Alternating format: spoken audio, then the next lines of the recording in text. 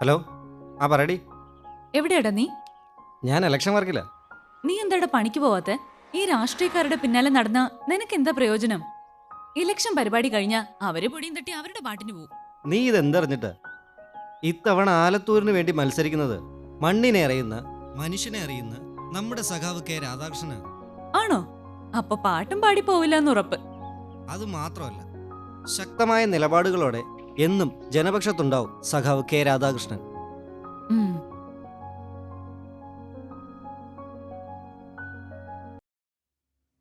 നാടിന്റെ നന്മയ്ക്കായി സഖാവ് കെ രാധാകൃഷ്ണന്റെ വിജയത്തിനായി ജനമനസ്സുകൾ ഒന്നിക്കുന്നു.